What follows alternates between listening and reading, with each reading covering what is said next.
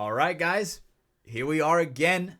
This is the last pod. I mean, you guys are going to be viewing this in the new year, but for Caden and I, Brando's out saving lives. He's trying to rush here as much as possible. So hopefully we get blessed What with a his cool guy. presence, right? Cool guy of the week, almost. But it's just me and Caden here right now, and this is currently the 30th of December. We're about to have New Year's. I'm literally throwing a New Year's party tomorrow. And before we get into that, let me bring in my handsome co-host, my brother Caden. Happy Merry past Christmas and pre-New Year, my friend. Yeah, New Year's Eve. Yep, New Year's Happy Eve. holidays to everybody. Yep, how you feeling, brother? Feeling good. I know we were talking about it before the show. It's nice to have some of that off time hanging out with the family. I did my Christmas with my family yesterday, so I was happy to finally do that. Hell yeah. Better late than never. You know what? Let me first. We gotta talk about that, but actually, second we gotta talk about that. First, we gotta talk about our sponsors. You guys already know it. Shout out to Welts Clothing. Use code FTS for 10% off. Get you guys yourself some dope Welts merch. They got hats, but I think they got bucket hats. They got dry fits. They got shorts, headbands, goggle straps, everything you could possibly want. Go to Welts Clothing every first Wednesday of the month. Welts Wednesday. If you're hearing this, you'll actually be able to hit up next Welts Wednesdays fresh, get that free, because they got a new policy where they're only developing certain limited edition merch at a time. So go check it out. It'll be sick. Second, we got Hormesis Paintball. Caden, looking sharp in that headband, my friend. Looking good. Shout out to Hormesis. They're nominated for multiple awards over at the iconic Summit Awards. All that matters is being nominated for an award, and multiple Hormesis athletes are also up there. Last but not least, though, Capital Edge Paintball Park. If you guys it's coming up the 24th of January. We are playing glow ball at Capital Edge. They recently set up the UV lights to where at night we're going to be slinging that glow, if you know what I'm saying. And it is going to be sick. I'm pretty sure all of FTS is going to be there. Marky from HK is going to be there. I assume that I can only assume that Rainey is going to be there, right? You know, I feel like he was there for big things like that. Rainey's always there. You know, he's Mr. Content Guy, right? Shout out to All Access Paintball, right? And that is a great thing that's grown the sport. Like, him and Todd Boyer really did like set into motion for that. So it's great to see. But Caden, brother, Merry freaking Christmas, dude. Merry Christmas. Merry Christmas. Let's get it out of the way. How was Christmas? How's your Christmas?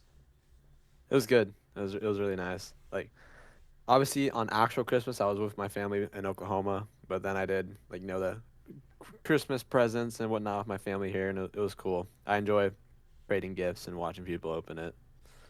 But, yeah, it's all about the giving. I was happy. But also, got some cool gifts. Speaking of that, I have a new gift right here.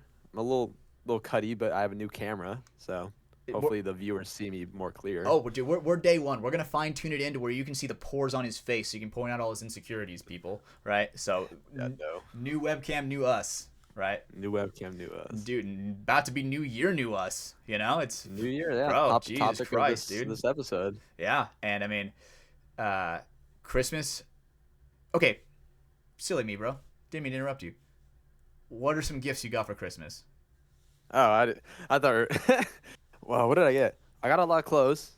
Got some stuff to get the stash all right, get it all clean. The grooming kit. I think one of the bigger gifts I got was a bowling ball, because I'm starting to do that with my friends more often. It's a nice little fun thing. So I'm gonna be a bowling man. It's all my flow right now. Yeah. Besides that, just clothes. Nice, bunch dude. of cool clothes. That's how you know you're an adult, when you start getting like normal stuff that you're actually gonna use, like clothes. But then you're excited for it. Absolutely. I saw that stuff. I was like one of the coolest things. My brother got it for me. He got me sweatpants with Blue Eyes White Dragon on it. What? Yeah, Dude. it's actually really cool. That is so fire. Oh, bro. Yeah. Shout out to Seto Kaiba, bro. But man, like, I sometimes will stretch out the last little bit of the year. I'm like, reserving, or I got rationing some of my soap, because I'm like, oh, I know I'm gonna get some soap for Christmas, because I know I'm gonna get some soap, I actually got soap for right? for me too. It's just one of those What things. did you get for Christmas? Uh, one thing I got a whittling kit, so I'm gonna learn how to whittle, and I'm gonna create some things. You never know, maybe we'll get some whittling content on here. How crazy would that be? Then I got these, which these are camera like binoculars, right? Oh wait. It is It's a binoculars. 5K binocular camera, and it is actually like insane. I was shooting some stuff with it where I was like, I was just messing around trying to figure it out.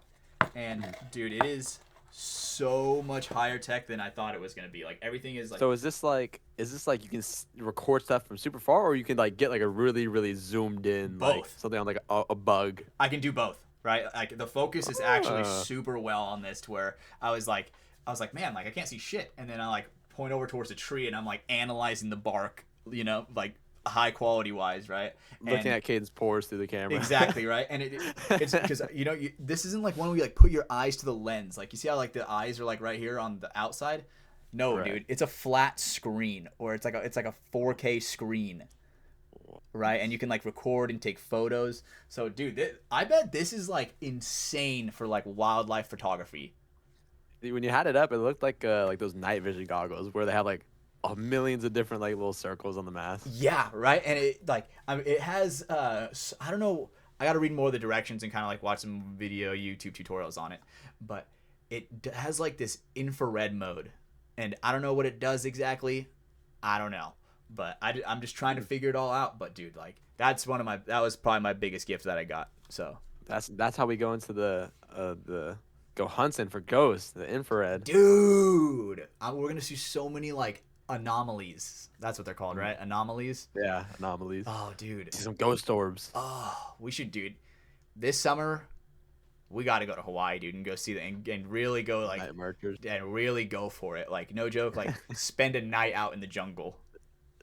What was it? You needed was it a drive around of pork? Is that what? Yeah, you gotta drive around. Oh, dude. So the story is, we apparently in Hawaii they don't really sell very much pork, at least at Walmart, right? But we found bacon, so we thought that the whole story is the path of the street used to be like blocked off in the day, and some of the other competing tribes would like block that area off and not allow certain goods to go past. And one of those things was pork. And so the locals were telling me, if you drive with pork over through this path, your car's supposed to turn off. So I was like, oh, we got to test that out. Turns out bacon is obviously it's pork, but what is the word? Oh my God. I'm like, not refined. Ooh, what's it called? Not pasteurized. What? I don't know what word I'm thinking of, but it's like Try it. no, it's like preserved, where it's like not really really classified as like pork. I don't know what it was, but so the car didn't turn off, and then we found out, dude. You got to Google it for me. Like what it's called? It starts with an R. What is it? Is it a cooking thing? Wait. It's like a bacon, reforged bacon. I don't even know, but yeah, the whole story is Restructured bacon? restructured. Is that what it is? There's Is no that way what it's it what is? it's called, dude. Oh my God, Cedar's gonna listen to this and fucking cringe. He knows it, doesn't he? He definitely knows it. Brando also knows it, and that fucker's not here. I'm pissed. Starts with an R. It starts with. I'm almost positive it starts with an R. Maybe a U. Uncured bacon? Uncured. It's Oh, that's uncured. what it is. Okay. Okay. It was either an R or a U. Okay. But it was what word did you just say? Uncured? Uncured bacon. And so Yeah. apparently No additives. right, and that doesn't work apparently. Right? And that's what some of the locals were telling me. They're like, "Oh, bacon won't work, brother." And I'm like, "Oh shit, okay." Right? So now I'm like, "Well, now I got to go back and actually like really take some pork." But yeah, anyway, back to Christmas. Dude, feels good to like kind of like be jolly, right? It was nice. Like how was your time in Oklahoma? It was cool. So obviously, since like my family's there, I don't get to see them that often. So I Uh-huh. was able to hang out with my cousin and aunt, uncle, and everyone. It's it's a time where like you know aren't on your phone. We don't have like as many things to do. Like I obviously don't have a whole computer there, so it's Mm. just playing board games. Hanging out, chit chatting, going to eat a lot. There's a lot of good food places there, Really? What was your favorite place in especially Oklahoma? Mexican. Um, so one of my favorite spots that used to be there that closed down was this place called Zito's. It was an Italian spot where I first tried manicotti. That was the Mm. first time I ever had manicotti. That's your favorite, huh? Yeah, it's one of my favorite pastas. But what's the name? I want to say it's called Casamigos. I'm not sure, but there's a Mexican restaurant in the mall in Norman, and it's just really good. They give you salsa, queso, and tortillas complimentary, and then just good Mexican restaurant. So I never would have thought that Oklahoma would have good Mexican food. it's next to Texas, near the border. Border. I guess, but I guess that's valid for sure. Yeah, Okay. that's the thing I've noticed though, that every Mexican restaurant I've been to there gives you chips, salsa, queso, and tortillas. Like as With that here. just at the table, like when you start. Yep. What the heck? Yeah. Damn. We just get chips and salsa Nice. over here in California. That is blasphemy. I know the queso is really nice. I'm gonna start suing. But anyway, right. So the whole main theme of this episode is just kind of like a recap on the year of 2025, how we feel about it, the vibes. We have some topics that we really like. I definitely want to analyze for us, Caden. Like when I was talking to you on the phone earlier, I was like, I was listening to some of these off. So far before we even get into it, what do you think of some of these that you're reading right now? Really make my gear start turning. Absolutely right. Yeah. So Like looking at the list. It's like, yeah, ugh. right. So like without further ado, right. So one of the first ones we have on there is, what is one of our biggest wins and losses that we've suffered from this year? Obviously, we typed suffered as in like suffering a win, but um, Caden, what do you think is our biggest win? Hmm. Or not even us. It could be you personally. Like, what is a big win for you that you've gotten this year? I think. What? Well, I started. No. Well, I think it was really cool that I started at Sac State this year because I transferred. So that was a big win for me. It's actually trying to get my career going. I think that's one of my biggest wins that I've got personally.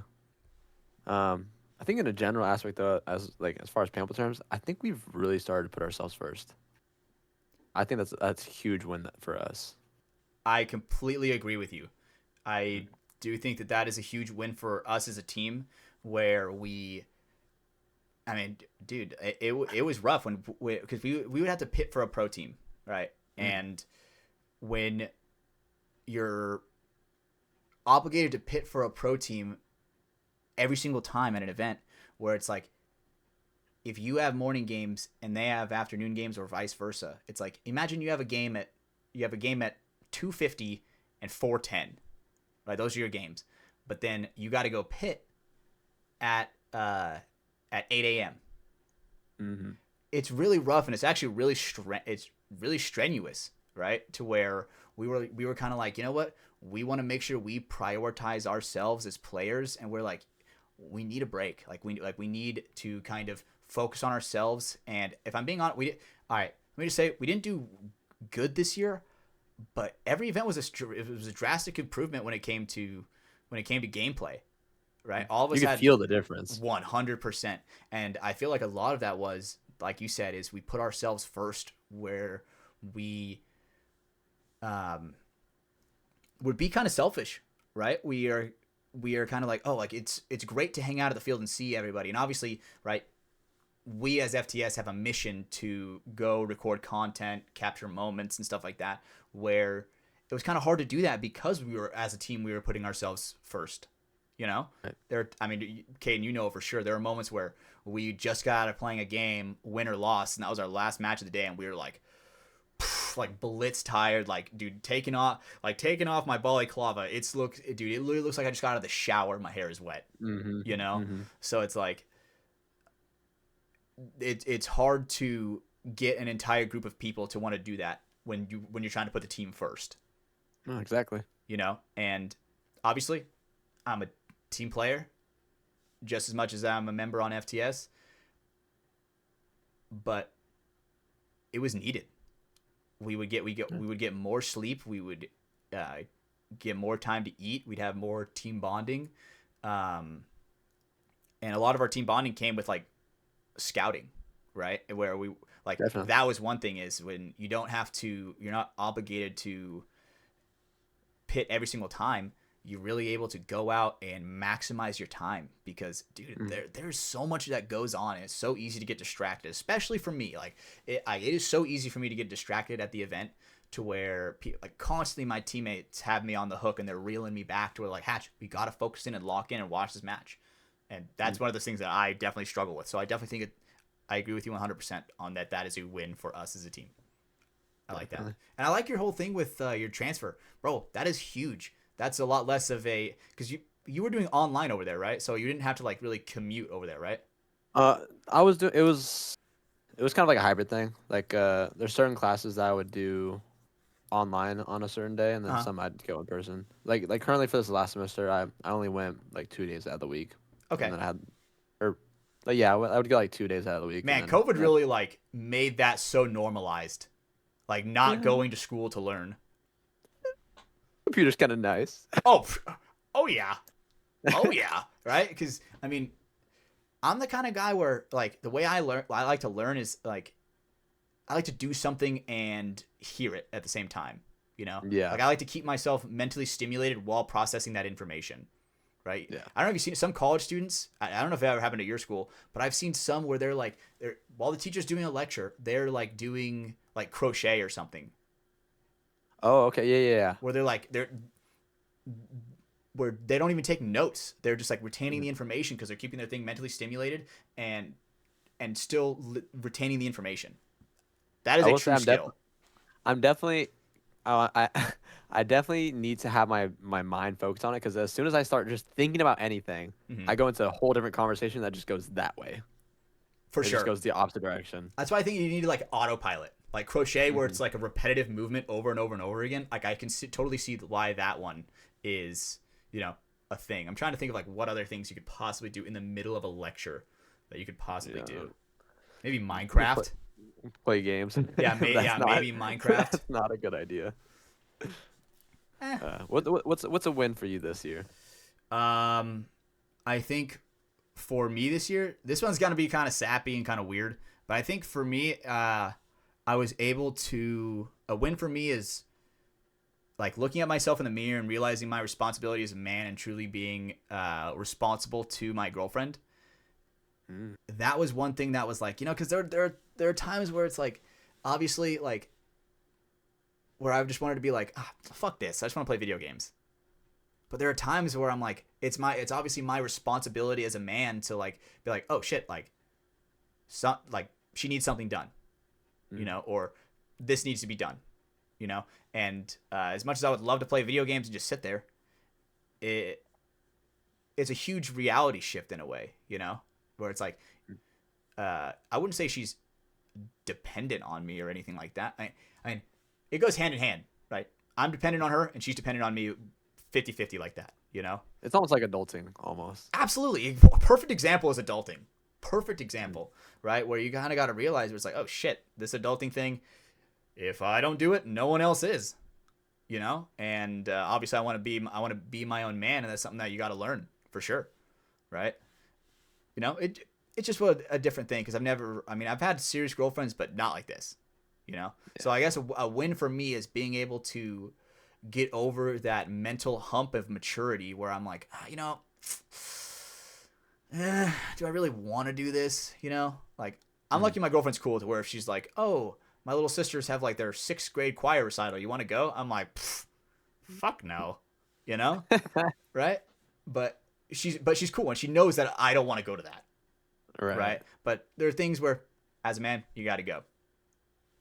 The obligation. I guess, yeah, for sure, right? But for me, that's I guess one of the big wins for me is just like being able to look at myself and be like, okay, this is what you have to do.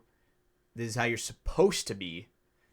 That sounds weird. It sounds like I'm fucking talking like a sheep, but it's a standard. It's a standard that you're setting because I mean, like, becoming a man is learning what morals you have and what you want to stand on, right? It's so easy for people to be like, oh, this, and this. And if you don't agree with it, people are like, oh, yeah. I don't agree with it, but I'm just saying, yeah. No. A man is where you like stand on your morals and you're like, no, like, and then like you stand your ground on whatever you think is morally right. And that's just one thing that I had to develop. I did to develop that thinking, and it was just kind of weird for me. Like adulting is so fucking weird, you know? We are turning into one of those like philosophical like podcasts. Right? And it's just crazy to think about, bro, right? And just the change in this year with all of us. Like, no, definitely. Fuck, Caden, like, did you ever think you were gonna be a member on FTS? Like, not only a guy that comes on maybe once a year or like once a year and a half, but Yeah, that is another big accomplishment and win for me this year. I joined FTS. What a W. Absolutely, dude. Let me just say, I appreciate that you think that's a win, right? Because for me, it's a win. Like, my gut feeling, if I'm being honest, I thought I kind of like flexed on myself a little bit when I had a gut feeling. I was like, man, like, do I need to find another host? Like, I was like, you know what? Like, who do I ask? And I was like, you know what? Caden's always been there for me. I think he's that one person that would easily fit in like a fucking puzzle piece and go with it. And obviously there are times where Brando has not been here because, dude, he's busy saving lives, people. He's busy saving lives. We don't do that. Right? Exactly. Right? Bro, I manage old people. He makes burritos, right? It's, bro, we're on a different wavelength compared to Brando. Right? And it's a good thing that I was like, man, I'm glad that I had that gut feeling when I did and trusted it to bring you on, because obviously Brando in this time, like, dude, he is so far in his career to where I don't even want him to pause it for a second, right? And if he has to miss an episode here and there, bro, so be it. I want the best for him. Mm-hmm. And FTS is always going to be there for him, you know? Oh, yeah. So it well said. Right? It's just one of those things that's like, I felt good about myself, and I was like, oh, man, hell yeah. Like, this is a win. So bringing you on, Caden, for me was a win. Absolutely. Right. I appreciate that. And I'm glad you're here, brother. I think, dude, bro, the shit we have seen and the stuff we have been through, oh man, it is so crazy to think about it when like, oh, dude, like some of these questions, like they just kind of like hit me in like the feels, because I'm like, man, when I look back at the year, I think of like some like that clip with Ryan where he was leaving and with the Green Day playing, and I'm like, man, like if I were to like recap these moments, I'm like, man, like I'm just glad you were there I'm glad you were there with me, and I'm glad that this is a thing where we can add another common goal underneath our belt together. Yeah, I'm realizing now that you mentioned that, I realized that, yeah, I was there when I found out that Ryan was leaving, because I was at what was it, Dallas? Yeah, when he was talking about it. Jeez. Yeah, it feels like so long ago. And I remember, dude, I remember you could tell you were worried. Your body language was definitely worried about me because I was stressed. Yeah. Once that happened, like I was like, because I'm processing the loss, I'm processing the fact that Ryan's leaving, and I'm like, okay, all this weight is on me and my shoulders. Like, how can I do it? And I think that was one of those things where I think it is a team in a way with FTS. Mm-hmm. The FTS is like a ragdoll body, right? I have one shoulder, Brando has the other shoulder, and we were dragging it, right, to where, and you were able to like pick up the ragdoll's feet and keep us going. 2 feet, right? And you just picked up the 2 feet, right? Just like a fireman's carry in a way, right? So it just feels so crazy, and I mean, a huge win for me is like obtaining FTS. That was a big win for me because it feels good truly creating something 100% myself. And obviously, like, I'm slacking. I am not even going to sugarcoat it. I am slacking. I need to be coming up with way more content. Now, all of us, we're all FTS.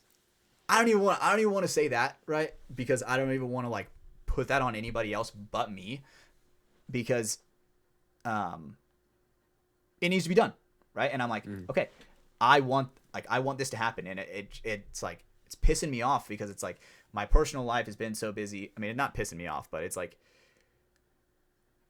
very stressful, where it's like my real life job, my real life relationship, right? My controlling a podcast, it all is getting so much.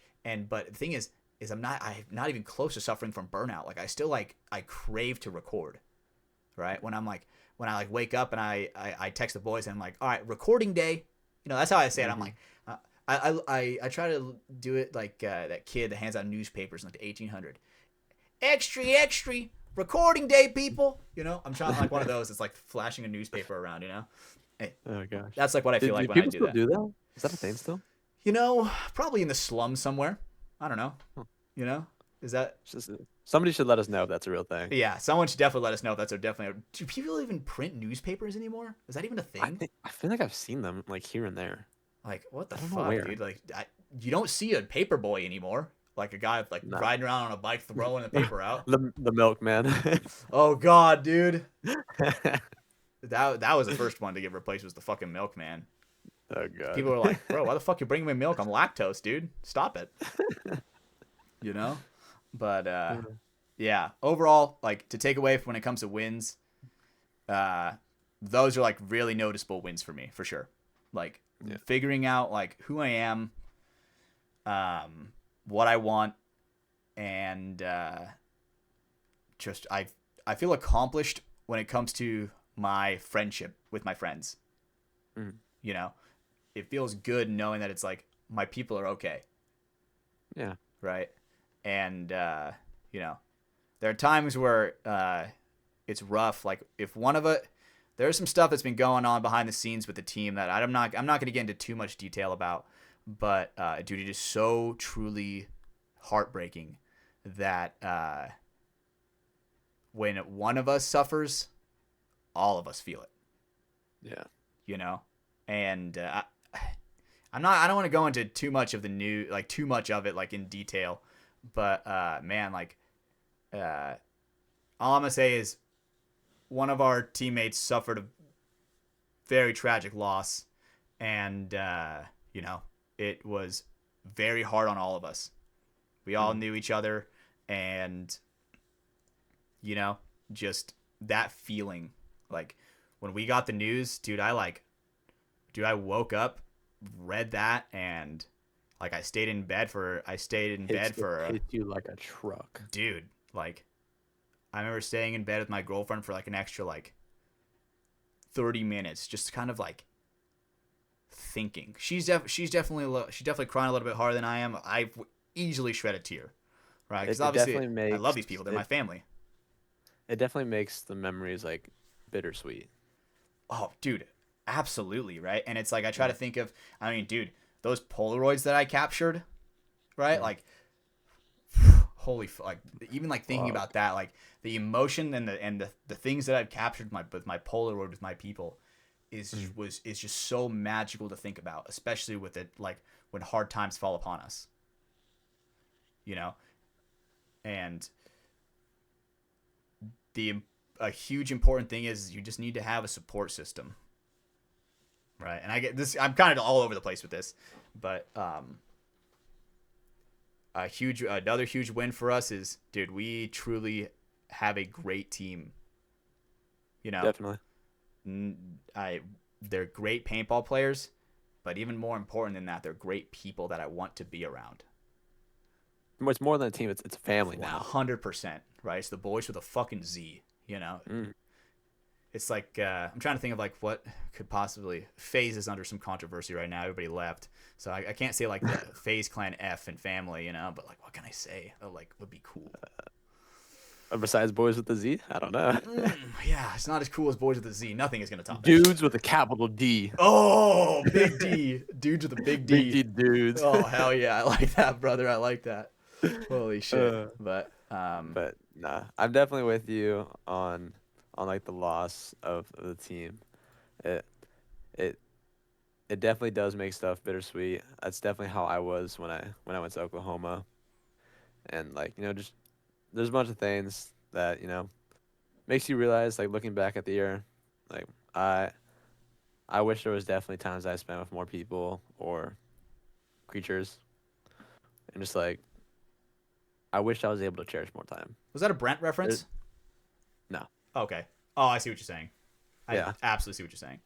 But it's weird because like one of those things where like there's so much time in a year, so much time has passed, but like there's not enough.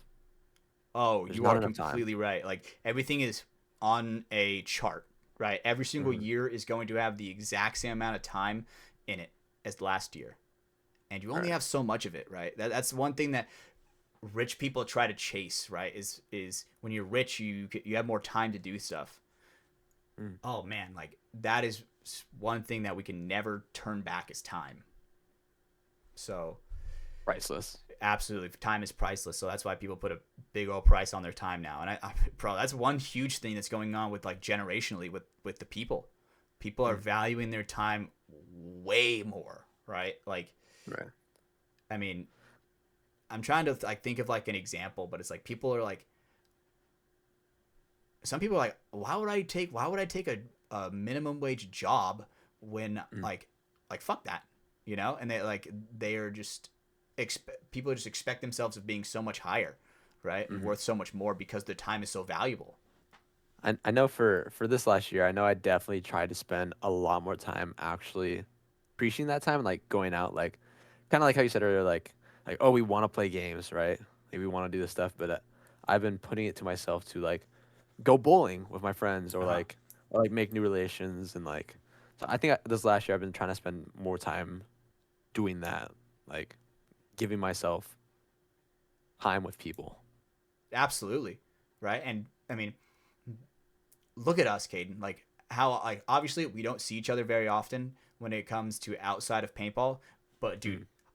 we try it very fucking often to hang out, right? Like, dude, like I Right. mean, we took a little day trip down to L.A. right to go see some bones, the Museum of Death, bones with a Z, right? Very spooky. That was seasonal. That was around October, right? Kind of Halloween. That was seasonal, Yeah. right? It was before Halloween. Yeah. So right, and I mean, there was just another thing that we were kind of planning in the green room like before we even started recording, where we're like, oh, dude, like I think that this day we should do this. We should dedicate a day to this, and it's like, Hmm. Caden's like, all right, I'm gonna request the day off of work, and it's like, let's fucking do it, Hell yeah. right? So it's hard to create content when we're so far apart from each other, right? When it Yeah. comes to I wonder. in-person content. I wonder if it'd be cool to do like vlogs. The boys vlog, the Dude, Phase Clan vlogs. no, bro, I completely agree with you. I think that would be sick. I think we should definitely 100% do that. I'm gonna be like this. Hey, Caden, how's your ramen right there, buddy? How's your ramen right there? I'm gonna be like Looking vlogging at the with my bubbles inside of it. vlogging with my binocular cameras. Oh gosh, that means we'd Right. have to be the people that get like the tripods and the cameras with it. Oh, we gotta like set it up in the middle of like the restaurant, pointed directly at us, where it's like in Hmm. the way, pointed at everybody else in the background.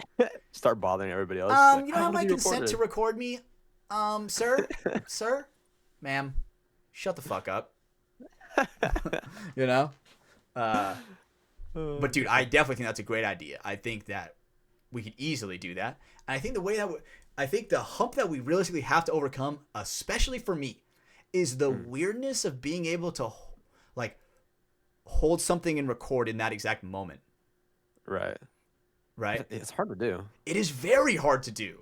It is very hard to do, especially when people are like looking at you and it's like, oh man, right? But it's supposed to feel awkward, right? Like this is one of those I never things, know to look up or down. right? And it's because the thing, you're right.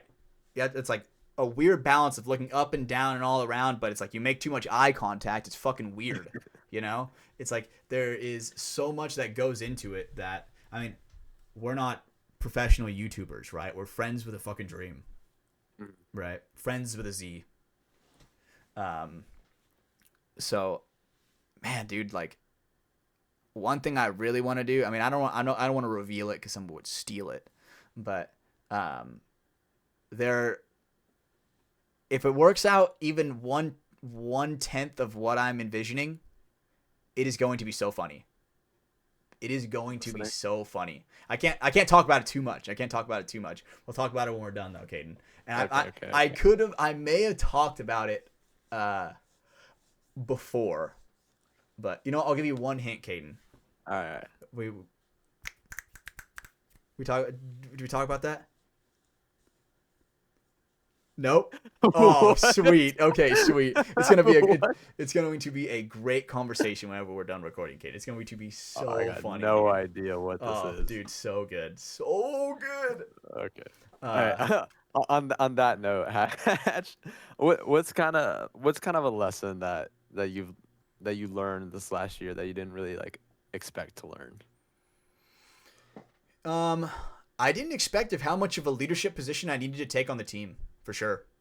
Right? There are times where people look at me as a leader, and I was always, there's an expression that said where sometimes on a team when there are too many chiefs and not enough Indians, right? Where that makes it to where there are too many leaders, there are people who think they are being a leader, right? When they're kind of just like giving too much chief input, right? I always, for the longest time, I was told like to be an Indian, right? And make sure that it's like, hey, like a soldier, right? Exactly. You're a soldier. Go do your job. If I say A, you better do A. If I say B, you better do B, And there are times where I was talking with our coach, Chim, and he was like, Hatch, like, you're becoming such a weapon on the team to where you need to be, there's chiefs and Indians, and you need to be a chief sometimes, right? There's times where, because I told him, I was like, Chim, like, I had this feeling like I didn't want to say anything because I'm not trying to overstep my place. And he was like, Right. Hatch, I need you to do that.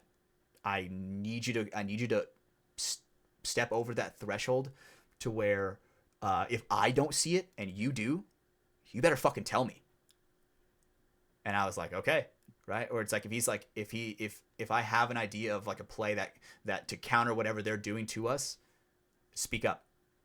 Right. And that was a big lesson that I learned this year. And plus, I try not to be. I like to be hyped, but there's a difference between hyped and freaked out, right? Exactly. When you get freaked out, everybody else who looks up to you on the team really gets freaked out. Really gets freaked out. And that was a very valuable lesson that I had to learn the hard way, because obviously, I mean, me and my teammates, all of us butt heads sometimes, right? That's how it's supposed to be on a team when you're playing with higher echelon style of players. It should be like that. It should be like, hey, I think my plan is going to work. No, I think my plan is going to work, and here's why, right? There's a different, if you're not asking the here's why and how, you're just being a fucking asshole, just like saying things, just like right. being devil's advocate in that moment. But I mean, that was one thing that all of us had to learn, honestly, if that makes sense. Yeah, I agree. So what about you? What is the lesson for you that you did not think you were going to learn? Side note before I say that. So we're gonna call you the Master Chief. Okay. Yeah, baby. Mr. Chief. We're trying. Honestly, I don't know if I want to say that was a lesson I was taught, but it was kind of the application of the lesson of just just go for it, right? Mm-hmm. Like it's been a topic before that. Like I've been trying to be more outgoing, right? Mm-hmm. And I've seen time and time again where I've had to do the application of that lesson, where it's like going to join like FTS or going to say like my career fair for school, like doing interviews. Mm-hmm. And there's like through those, like I realized that like the lesson that was put on me, I actually learned, because people were telling me like you are doing way better at like this thing, like talking and like conversing, like than you think you are. Mm-hmm. For sure. Absolutely. And yeah, I mean, it's it's kind of just the reinstatement of just go for it. Just do it. Like no copyright from fucking Nike, but like just do it. Just go for it. No, I agree with you 100% on that, Caden. And one thing I want to add to that is how many times where you and I had those conversations where it's like, you're like, oh man, like I wanted to talk, but I was just so awkward where I'm just like, dude, you just send it, bro. Like I'm there with you, you know? Thou shall not send though. Thou shall always send. Thou shall never roll a 1 like Brando. Like Thou Jesus shall fucking never roll a 1. Christ. Like I missed a few spells when I did that. My blast didn't work as intended. Well, the worst one I got was when I used magic missile, which cannot fucking miss, and then I hit him for like 2 damage, and I'm like, bro, I glintstone pebbled him, dude, barely tapped him, you know, like. Hey, that's an underrated spell. Underrated spell. Underrated spell. On glintstone pebble. Glintstone swift shard. Okay. The smallest one, you know. If you guys play Elden Ring, you'll get that. But yeah, like okay. This is kind of gonna go into another one, but some lessons that another thing that we had to learn is, dude, stop talking to fucking strangers, man. Like holy fuck, that is one thing that we had. That is a lesson that I keep somehow relearning, and oh my god, and it gets worse than last time. Well, this last time when you and I went on a trip, you didn't say anything. It just happened. It came to us. It came to us. We get out of our car. And I go, damn, go back, booty, go back, digging out the floor. Right, and this guy is just talking to us. Like, what the fuck did we do? We're just standing there, right? People just. I think we look too friendly. Like we look like you just look like a nice guy. That mustache is just inviting. Dude, I completely agree with you on that because people are just like, oh, this guy's trying to fucking party. It's the hairdo, bro. People are like, oh, this guy's got, business in the front, party in the back. So let's go to the back and party. And bro, I'm not trying to have my back touched, you know? Mm-mm. So talking to strangers, I love doing it because it puts me out there where I can like, you never know who you're going to meet. Right. Right? Like how many times, okay, I think of like the situation. You can stop engaging with the weird strangers. The stranger dangers. Usually, I don't know. Usually, you can't tell. Usually, I feel like you need a better radar. And another one that came to us that one of our questions is, what is the most? Why do we get into it? What are some of the most unhinged moments of the year, bro? I want some Adderall. Yes, dude. When I'm sitting on the porch and this minivan that's like the little lift light is in the windshield, and the car door minivan slides open super quick, and these 2 drunk bitches stumble out of it, like falling out of it, and I'm like, oh my god, we need to stop. When they pulled up, I got out the shower as soon as they pulled up. Dude, I'm like, oh my god, Chim, we cannot let them see us. So I'm like this, bro. I'm like trying to like fucking hide, you know. And Chim's like also trying to hide. Like pokes his head up, trying to peek, and they're like, "Hey, Chinese guy up there, we're gonna come hang out with you." and we're just like, "Oh my fucking god, are you kidding me?" Right? And these girls. This is why the NXL is not going to Atlantic City anymore. I thank God, bro. Like this is traumatizing to me, dude. Bro, there was no color in her eyes. Her pupils were so dilated. Like they were just constantly asking us if we had an assortment of types of drugs. Oh man, what were they were saying? Like they're like, oh, like nitrous. Yeah, like you guys want to hit some nitrous? Okay. Like, do you guys have any Adderall? And they were like, oh, do you want to do some coke? And I'm like, these bitches are fucking crazy. That they basically started at like 8 p.m. the previous night. Yes, and they're like, we just got back, and I'm like, looking at my clock, like, and it was like 7 o'clock for the next day, and I'm like, dude, these bitches just went on like a 23-hour bender. You know, like it was just insane, and just some of those moments when we were talking to them, I was like, bro, I am not talking to like a conscious human being. Like this is like that GTA NPC that you see stumbling around. You know, like what? She's like, I'm so hungry, I could eat a cat, and I'm like, what kind of cat? What kind of cat? What? Like, dude, those. Like, I love the moments like that where we somehow find ourselves into trouble, right? Like, okay, like one that was more recently, dude, like the whole photo thing at the NXL where they thought we were like Oh my being God. like when we went to paintball jail, like that whole thing in itself was so unhinged because I'm just like, what the fuck did we do? Nothing. How the fuck, like, Absolutely right? nothing. How the fuck are we being brought into it? Like, I just don't understand. They're like, oh yeah, that's them. Like, we're hearing it over the radio that it's you guys. Who the fuck's telling you that it's us? Damned if we do, damned if we don't. Right? It's like it's insane to think about sometimes. And I mean, If we don't get into trouble, somebody else gets in trouble for us.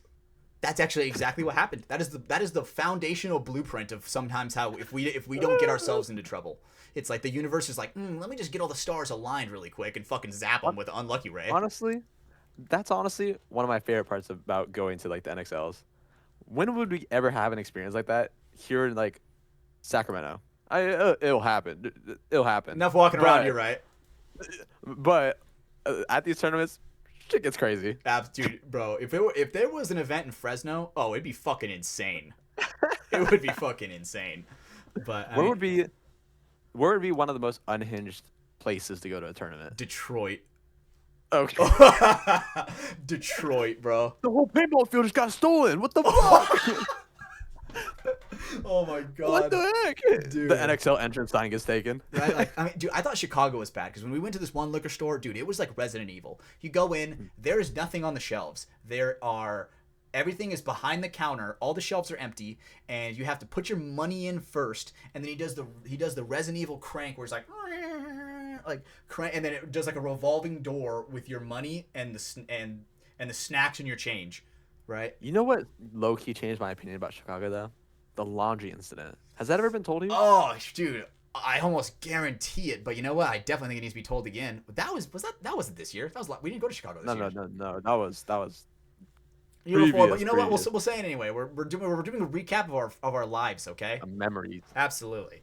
So in Chicago, we were doing laundry at this laundromat that is so ghetto. There is the front window is bashed in, broken, cracked down the front, right? Like someone threw a rock at it, and there are just constant homeless people around it. Like it is ghetto, and we get our clothes, we wash our clothes, we get it all done. We go back to the hotel. Me and Caden are like sitting there, like I think we're like cleaning our guns or something. And then Caden's like, "Dude, where are the headbands?" And I'm like, "Oh, you grabbed them, right?" And he's like, "I thought you grabbed them." And I go, like we both look at each other, our eyes open. We're like, "Oh fuck!" Like, "Oh my god!" So we're like, "Hey guys, you guys want to go get food?" And we originally went to go get food, but then we were like, "Hey, by the way, we talking about the laundromat. We may have lost the headbands, right?" So we go to the headbands. We pull up all the dude. Someone was moving it around because it was in a completely different spot than what it was before. So someone definitely investigated it. There. But every single headband was still there. Like people are probably like, "What are these fucking butt crack cleaners?" You know, like squeegee in the butt crack. You know. And so maybe that's what they thought they were. But no one took the headbands. Like, and little do they know, like each one of those is at least like $150. You know, like very high quality bands. Like, I mean, that was when you were wearing. I think you were wearing like a. I was wearing a bandana. Yeah, you were wearing like a red like flying skull bandana.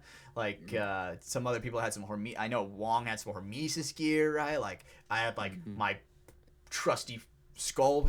Like everybody's had like very unique custom special headbands to them, right?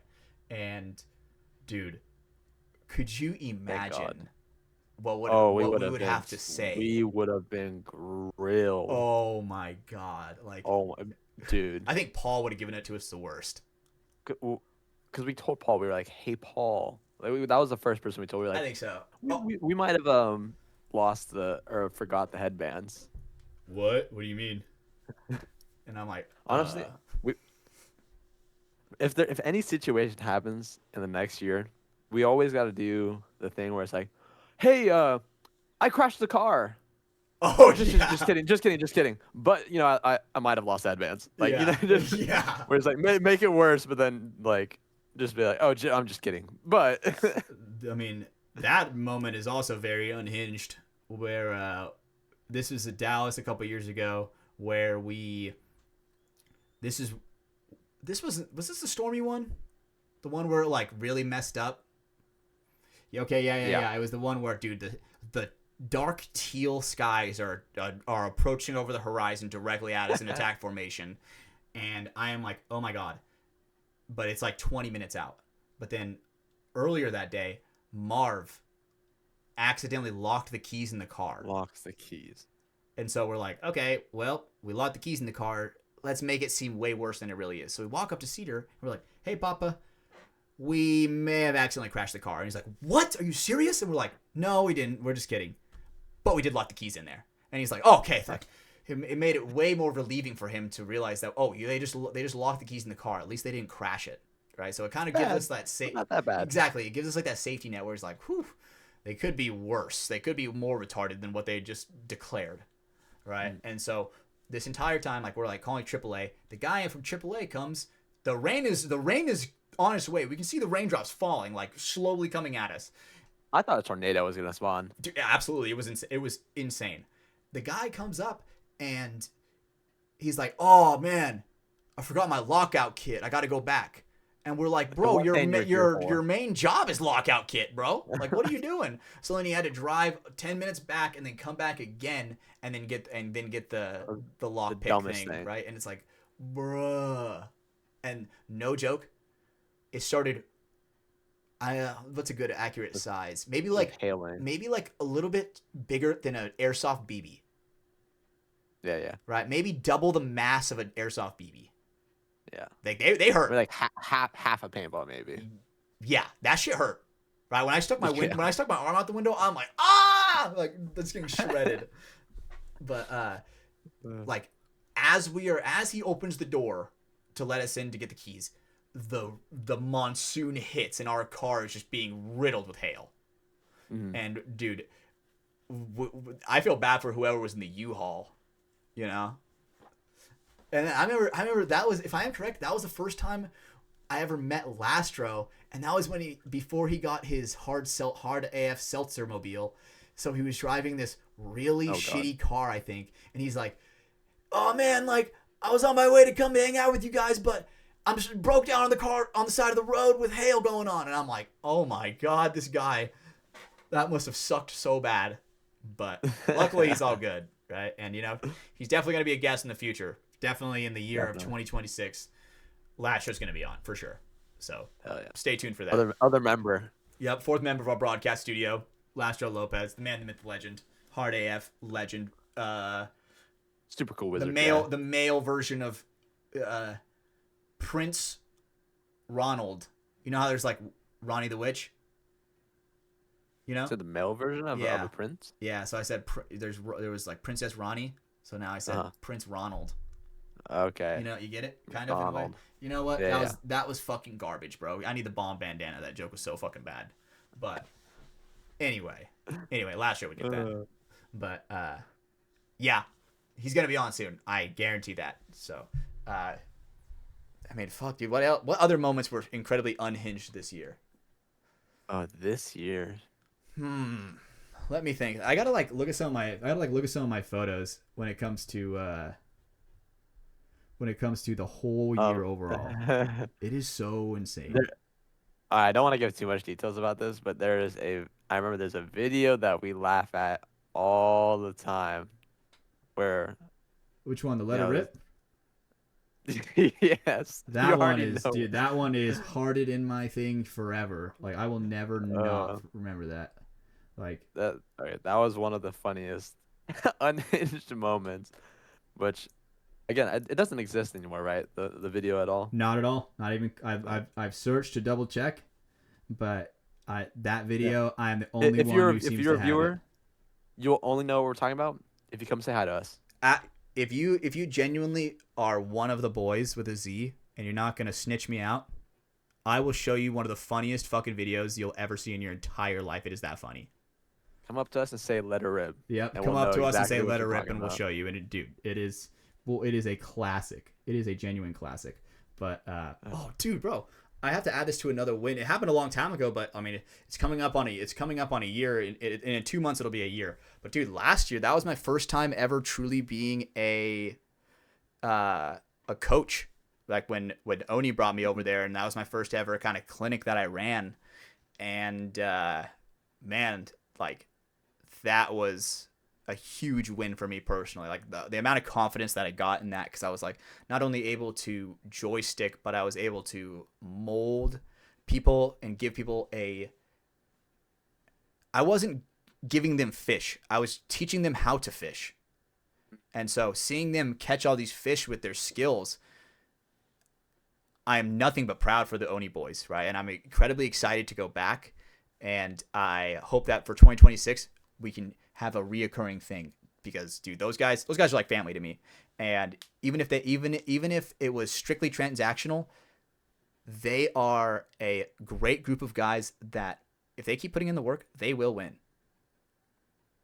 Zuka Sharks. That was a big win. That was a big win for us, you know, being a part of the Zuka Sharks organization.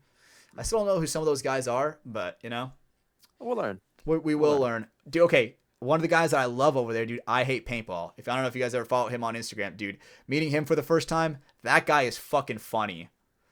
Like I love those guys over there. I Hate Paintball.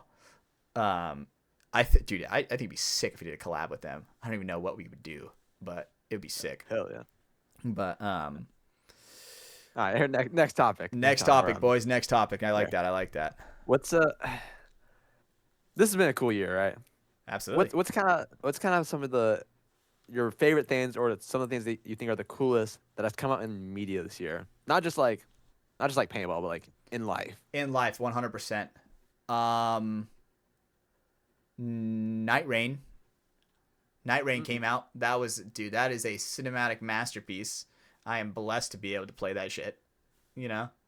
So that is easily like top 3 when it comes to media for 2025 was Elden Ring Night Rain. You know, it didn't come out, but it's not coming out this year, 2025, because it's coming out I think next year. But the trailer did drop in 2025. But the new Avengers, I don't know how I think about it. The Doomsday, yeah. The trailer dropped. I'm excited for that. Yeah, I don't really know what to think of it, because I'm like, are they just like nostalgia baiting us, you know, because to see all the characters that we love, and because they're realizing that all these new characters fucking suck and have no personality, actually awful. And the movies are so quick cut. It's like I'm fucking watching a TikTok scrolling, like they're moving on to the next thing so fast. Mm-hmm. Is that not just me? No, they're definitely just going to like rent. There's some characters that are cool, like Moon Knight. I like Moon Knight. That's a cool character. I don't even think he's even a thing anymore. I don't even think he's coming back anymore. Well, it was a series, I'm pretty sure. Yeah, but I don't think he's coming back. I don't think he's. I mean, I feel like no, but in general, like, they're trying too hard. That's what it is. They're trying too hard. I agree for sure. They got too big for their britches. And like, there's a reason that the popular characters are doing well. Yes. Nobody wants to know about these other characters. 100%. And like another big thing that came out in media this year, I actually love the state of where like podcasts are, right? I really like that when it comes to media, the podcast is kind of a thing that is being taken more serious, and it's kind of the world is being shown there is another way on how to get information, no matter how niche it is, and anything for anybody. You know, I think that when it comes to, unless there's fully automated cars where you can drive a fucking TV, you know, I think that we're probably going to be on podcasts for a while until you can watch a movie while driving, you know? And I think that it shows that we can, it's not all school. Like you don't have to have just school to get your information. There are tons of educational podcasts where it's like you would probably learn more from a certain podcast about something than you ever would at school. Right? And it's different. Right? It's a completely different avenue of obtaining information, right? And obviously there are times where it can be like us where we're way fucking sillier and way more goofy, right? But I mean like one that Lastro is on all the time, like softcore history. Like that is one where it's funny and it's absolutely educational. You know? Like, and it's just nice because like potentially if you're good at it, it can be a job, Definitely. Yeah. right? Like it, In that top 1%. yeah. And isn't that how everything is when it comes to the the innovators of their craft? Aren't they all in the top 1%? Yeah. Yeah. Right, to where it's like that makes sense that they're there because they're the innovators of their craft and they're doing it the best. But it's nice to see because when you're in school, teachers tell you to shut up and get in line. Don't talk. Like, Yeah. stop being so loud. Like, dude, Be an Indian. you are distracting everybody. Like, you and your voice talking is distracting everybody. But now that I'm an adult and you got fucking free will, you can listen to whoever you want and you can talk to whoever you want. Amen. Right? So it's nice being, and the thing is with podcasts is it's nice sharing a dialogue. Right? It's nice being able to bring people on and kind of like take them out of their element. You know? Like when we had Tyler Panilio on, that guy is a very serious athlete. He is very serious, right? Dedicated, and so when I finally got him on the podcast, it was nice kind of getting him in an element where not everybody gets to see. Everybody gets to see Tyler Panilio like in the impact pits, either playing or not playing, right? But we got to kind of analyze him as a character and kind of put a personality out there and kind of maybe put some misconceptions about him to rest, or even like bring some up where people are like, oh, I thought he was just one of those guys that was a fucking asshole because he's just so quiet. No, dude, he's just locked in like that. Right? And just being able to get to know someone like that, right? Like there are a lot of people that I'm really excited to get on in the future. I already have some guests lined up for January, so stay tuned, right? But I want to make sure people know, like, we are FTS, right? It's not like one of those things where we're going to be completely dependent on like one-on-one discourse. Right, like obviously, Caden, you and I we're having one-on-one discourse right now, but it's not like we've never met, right? Right, like it's a little bit different, right? And My older brother, basically, same stash. It's just nice being able to put people into an element that they've never had before. You know, you can kind of figure out who people are, especially when you're like pushing that like edge where it's like 2.5 hours. You really get to see what people are like on how they are with their mannerisms, if they are easily irritated. Like, dude, because some people when their social battery gets drained, dude, they are irritable quick. Oh yeah, I know a lot of people like that. Right? We know a lot of people like that, right? So it's like it's very interesting being able to put people in that limelight and ask them not so serious questions. You know? Like, the world is so fucking serious. Sometimes we just need to be in the present, be where our feet are, and just kind of have fun. I love that. You know? And I think that this is one thing that I really want to talk about, but I guess this is a perfect segue to it, is so maybe not too long ago, I recently turned 10,000 days old. And the reason why I want to talk about this is because 10,000 days, that is a long, long time. Like the next 10,000 days, that I'm going to be in my 60s. Wait, so people know how long is 10,000 days? So 10,000 days is roughly about maybe like 28 and some change. Okay. I think with the math. I think when I did the math on it, on how, I think it was like 10,000 like 218 days since I turned 10,000 days old. And so it really got me thinking, and dude, like analyzing everything that I've experienced from a child up to now with my experience as a man. Like, what knowledge have I accumulated? And it really made me think, like, how do I want my next 10,000 days to be? Mm-hmm. And it had me thinking about the way I want to pursue media on FTS. Mm-hmm. Everything is always about attention, right? How you can get attention to yourself, how you can get attention to your podcast. I'm not looking so much as attention. I'm looking for intention.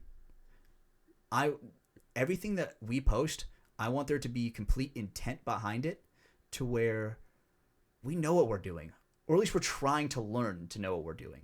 You know, it's not as successful as like just saying it, snapping your fingers, and it being done. You have to do the hard work for it. But it just had me thinking, like, man, like for the next 10, that is such a long time. I love these inspirational quotes we're getting right now. Thanks, man. This is fire. I appreciate that, right? But teach a man how to fish in intense. Oh my gosh, this right? is. Like, I feel uplifted. All right, chill out, buddy. Chill out, right? But this is like an anime, like just like push past your limits, right? And because the thing is, that's one thing I'll always take away from anime is, dude, when you think that you've fully tapped into your potential, dude, you're scratching the surface. Keep going. I was gonna say that's one of my favorite things that have come out in media this year.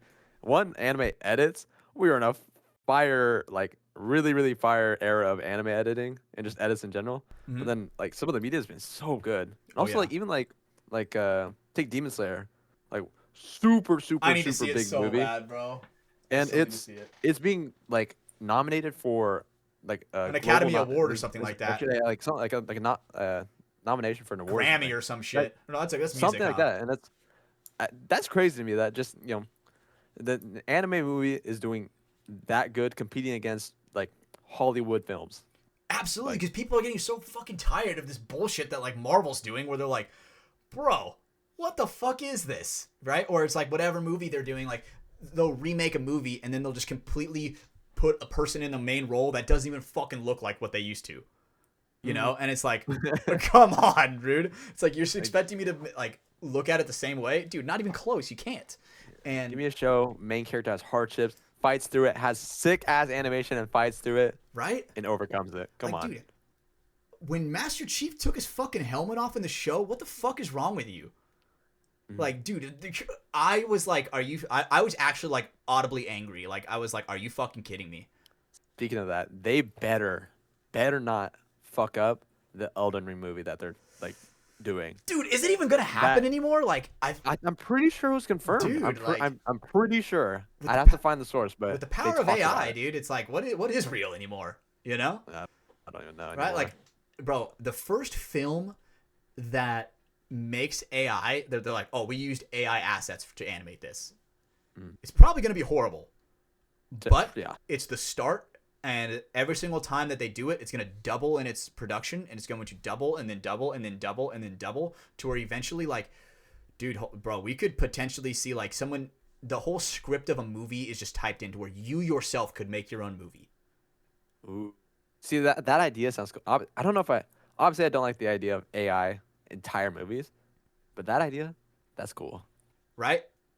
It could be called like Movie in Me, where you have a program on your thing, and it requires 10 pages of details, and if you submit 10 pages of details, it will put together for you a 30 or 45 minute whatever you're describing.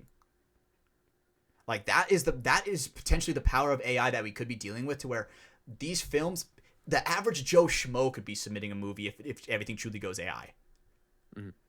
You know, and like we could actually see like a breakage in this fucking Hollywood bullshit to where like a random Joe Schmo could get an award, you know, for Best Picture.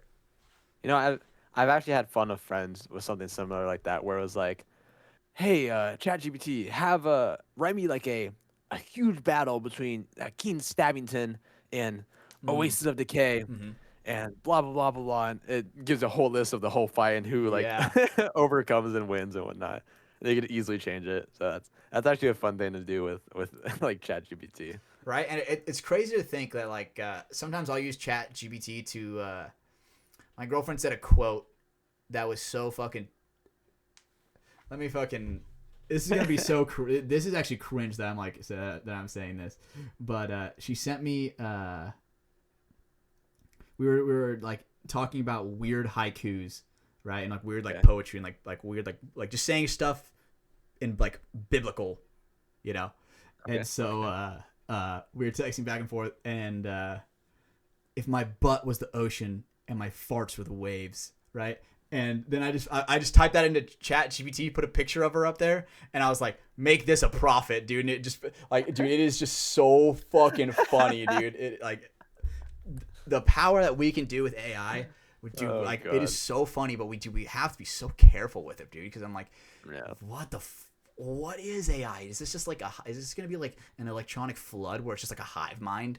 Well, dude, speaking of like edits and stuff like that and AI, I keep seeing on TikTok and Instagram where they make these edits where they ask like 5 of the AI softwares like, hey, there was the train problem where it's like the 5 people and 1 person. If it's 5 people on a track or your servers, do you pull the lever Yeah, to what to is kill the it people? ethically gonna say? Like for ethics. It's like ChatGPT is like, my servers protect millions of people, so it's gonna run over the people. And then Oh. then it goes like to like Grok or whatever, something else. It's like, I would sacrifice myself in a heartbeat. And it just goes to like a Superman edit or something like that.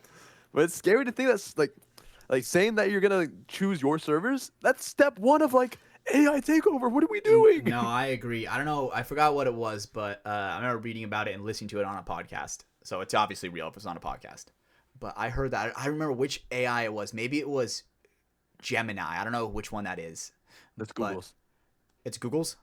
Yeah, So Gemini's Google's. I think it was Gemini's. But so basically they had a thing where periodically it would wipe. It would have wipes on the server. But apparently it got caught writing notes to itself in the future to where when it wipes and it gets to its next stage, it has something predetermined in its code. So it's like, bruh, it got caught. I don't know if it was Gemini. I don't know what AI program it was, but that is scary, bro. So That is scary. On this rabbit hole, prediction for next year. Oh God. I think AI is gonna get dangerously scary next year. Oh well, hold up. Let me. Okay, I had an AI question in my notes. An AI question for God. For us. Hold on. Where was it? Yeah. Here, mark my words. Right here, right now. AI videos, AI self-writing itself, and trying to preserve its own life. It's going to happen. I use AI. It's cool. It's nice. It's not. It's getting out of control. Yeah, absolutely. Right. So you ready for this? And it's making my fucking computer prices go up because of the fucking RAM. So fucking Bring my bullshit. computer prices back down. Please. Absolutely. Like how much water do we have to go through to answer some of these questions? You know, like isn't that what it takes? Like it gets fueled off water. Yeah. So weird, right? So this question that I had is in the year 2026, what do you think is going to result of AI? Helpful tool or slippery slope? You asked the AI that. No, I wrote that down as a topic. Okay. I didn't read it off to you when I was having you type in the chat earlier. So it's like helpful. Is it going to be a helpful tool that everybody's going to be able to use? I think it could possibly be like, okay, and I'm not. We should ask AI what it thinks. All right, I'm down. Like, what do you think's gonna happen to yourself? I am so down for that. Gosh. How do I address it? Do I say, "Hey, Chat GPT"? With no bias at all, personally, what do you think's gonna happen in 2026 to AI in general? Okay, with no bias at all, what do you think that Chat GPT is going to do for the future of 2026? Let's see what it says. Jinx. Okay, here's an unbiased, realistic look of how ChatGPT specifically. Read her out, bro. Oh my God. It's got plans. So what ChatGPT and similar AI will likely do in 2026? Become more task capable, not just conversational. Instead of only answering question, AI assistants, including ChatGPT, are expected to execute meaningful tasks autonomously. Schedule a booking, drafting, extracting data, interacting with apps. 2, be deeply embedded into workflows across business and daily life. I think that one's basically like where if you have to push a key to input a number, your job's done, buddy. Right. I'm fucked. Right. Hey, they're not gonna be able to wrap burritos like I do, though. That is a fucking fact. You know, the thing. Fucking clinker AI. I agree, dude. The thing is, bro, let me tell you first off, I've seen it. I don't drink coffee, but there's no way I have let a fucking clanker make my coffee in the fucking airport. You seen that shit?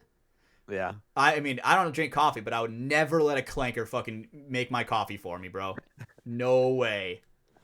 Oh, shit. You know, they're going to find this video and hear us calling them clankers. Yeah, they execute order 6-7, and then they just fucking come for us, you know? Oh, God damn it. Right? But this one says, grow an infrastructure and compute that enables stronger models. Like the Terminator, dude. Yeah, it's kind of spooky. Chat GPT 5.2 released late 2025 are just the beginning. Achievements, bigger chips, expanded data centers, faster AI. See more. So aren't the data centers like huge warehouses? Yes, huge. I think so. I heard what they want to do is they want to try to put them underground at the bottom of the ocean for cooling because it burns so fucking hot with all that information. You should look that up. But okay, I gotta go. Dude, you ready for this? I got a great question for ChatGPT. How long until videos will be unrecognizable?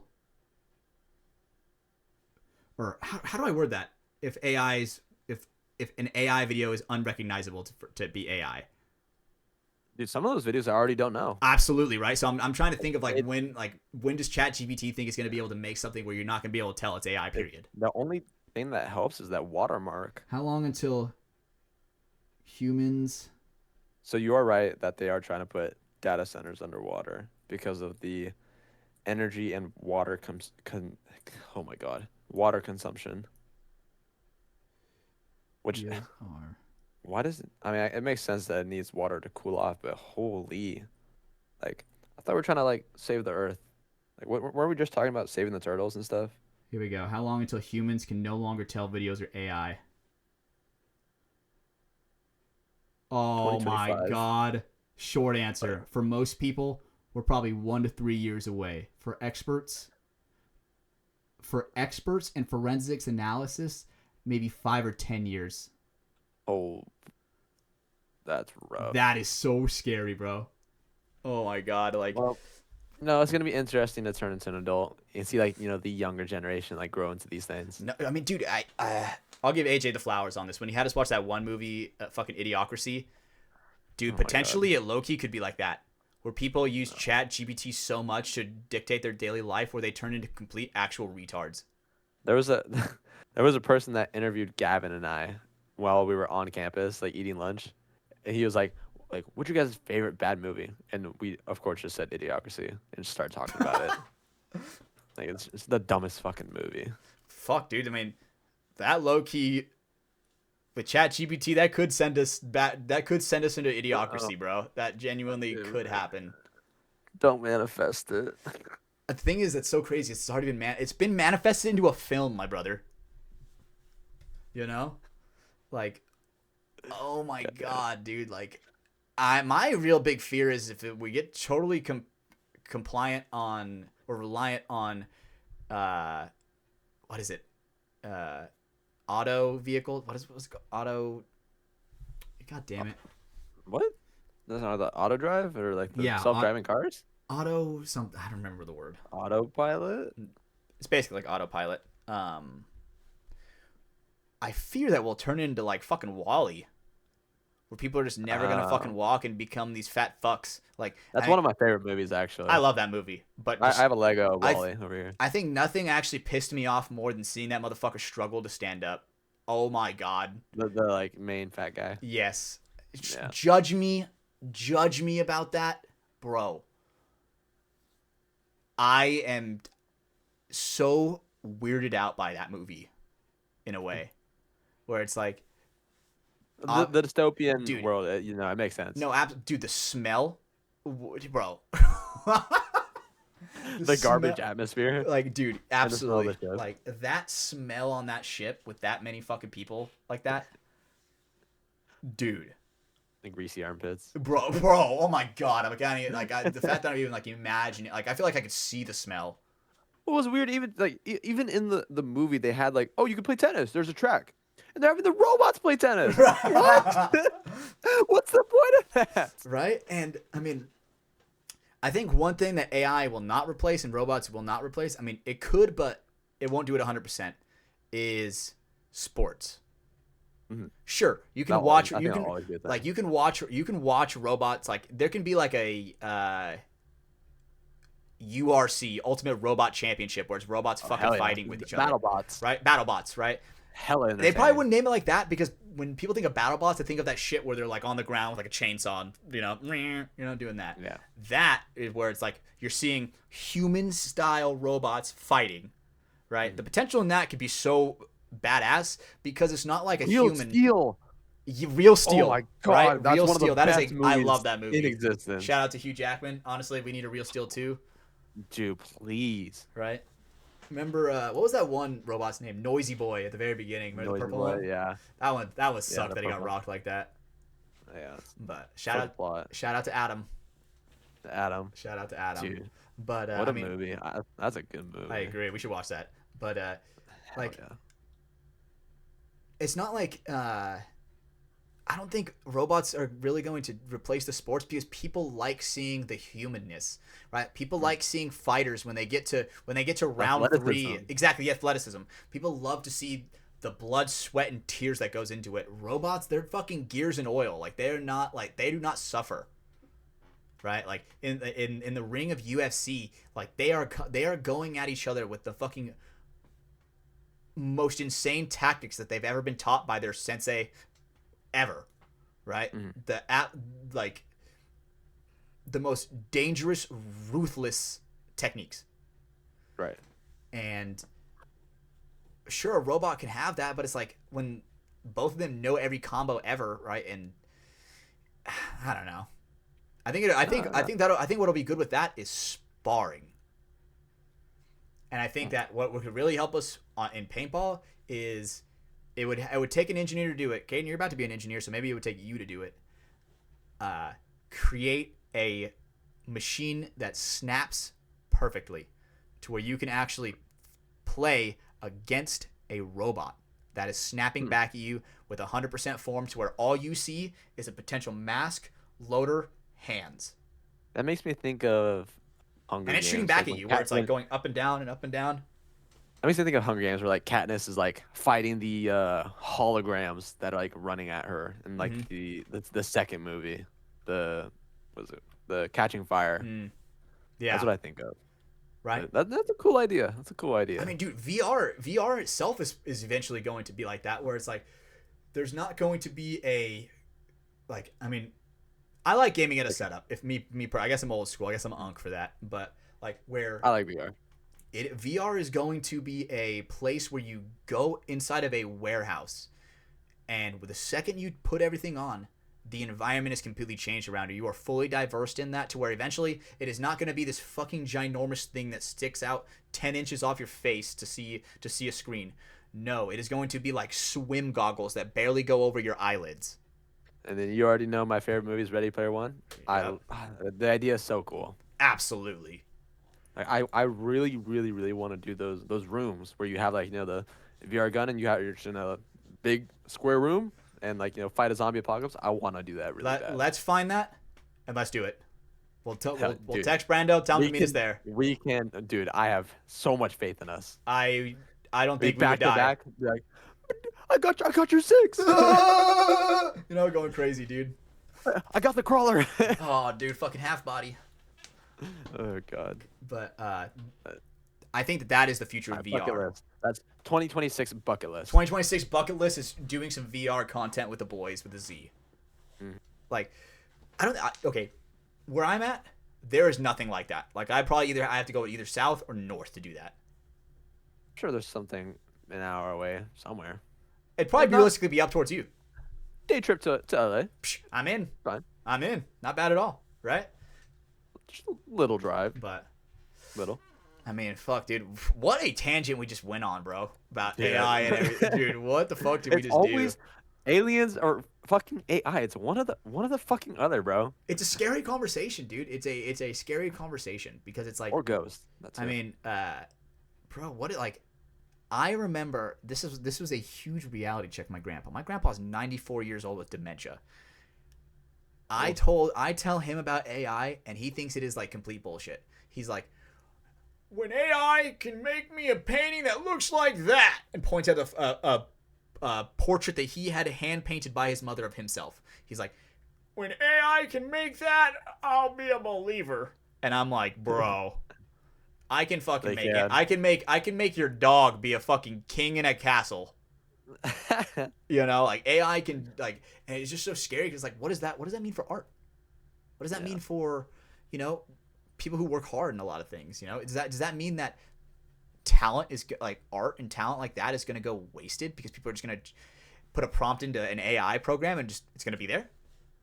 You know, it's very, very interesting. But yeah, Definitely good rabbit hole.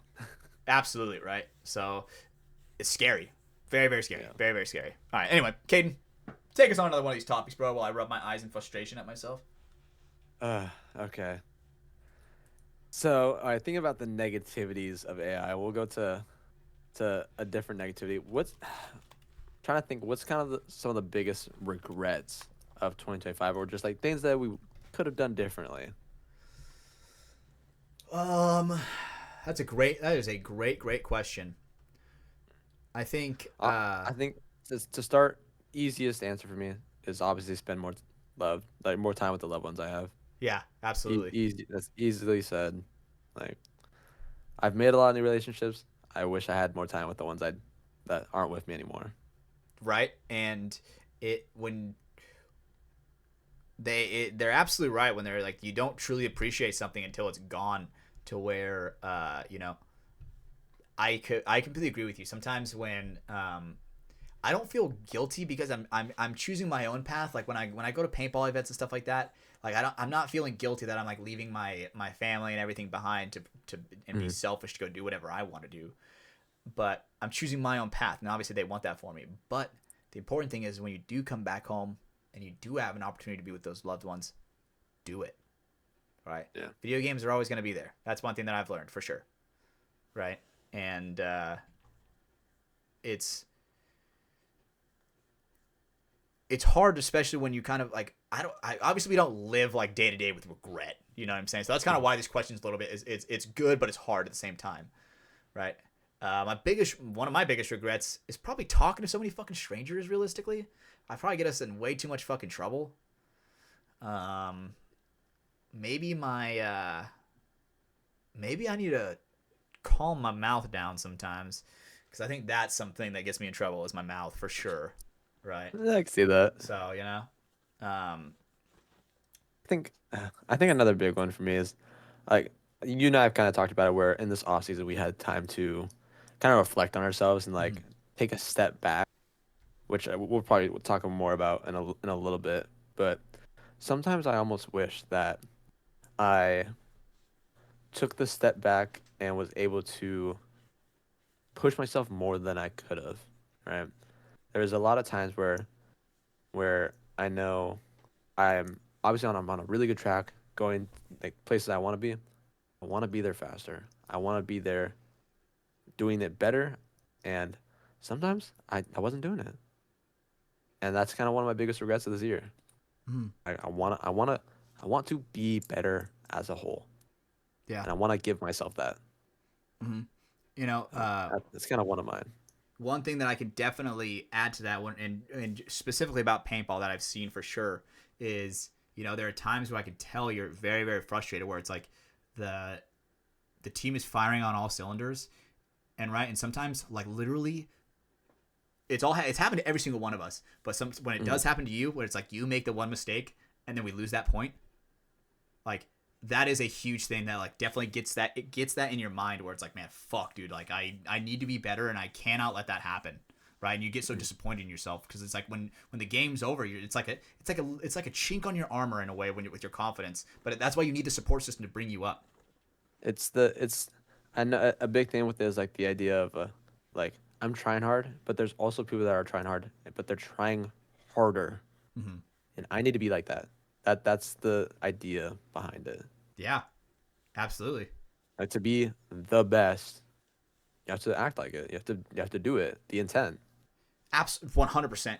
And I think one thing to kind of add to that is I think I want to, when it comes to bettering myself, I want to be more myself on the field. Right? I think that, how do I say this without sounding weird? I feel like sometimes they kind of kept me in a cage, you know? Don't be the aggressor. Is that Absolutely. Like, right? Like, stop being cheery rah. That's what it felt like sometimes. And obviously there's a time and place for it, right? But I feel like, one, it makes me play better, and I feel like it boosts a lot of our teammates up, especially the ones that might not be playing at that exact moment. But it's like they see me going rah, fuck yeah, and they're like, oh shit. Well, now that guy that's cheering rah just won a point, and now he's sitting. Hell yeah. Now I gotta go in. Like I'm gonna go in and be like Gaga. Exactly, my brother. Right, to where it's like a momentum keeper. And the important thing is like we lose points, we go down. I mean, Caden, you've been in the pits with me every single time.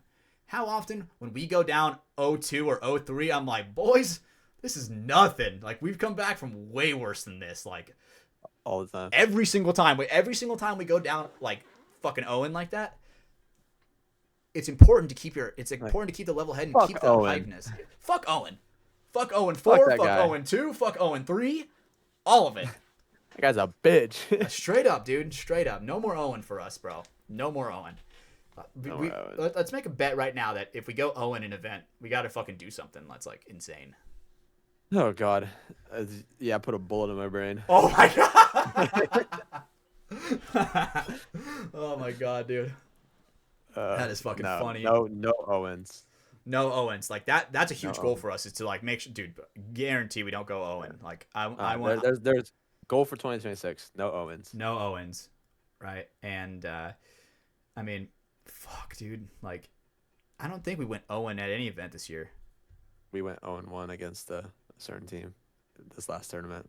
No, I'm talking like overall record. Okay. Like I don't think we went I don't think we went like that game against Denver Altitude. 0-4. Yeah, that game against Denver Altitude where we lost 0-1. Dude, that was a nasty game back and forth, and I have my own personal opinion on it on like why no 0-4s. No 0-4s, right? No 0-4s. Right. Bad. And it feels good to like want that. You know, that when you have no purpose and you have nothing to shoot for, it's really hard to find like who you are as a person, like what you want when it's like you don't have like purpose or a goal to strive for, you know? And I think my goal for one of my big goals for 2026 is to play more of myself on the field. You know, I want to take I want to take a chapter out of Alex Frazi's book and just play like a kid, you know? And I don't know. It's one of those weird things. It's kind of weird to say, like, I felt like I was caged, but, you know, it kind of did feel like it. People were like, Hatch, like, bring it back in. But I'm like, no, like, we got to fucking fight for this. You know? Does that make sense at all?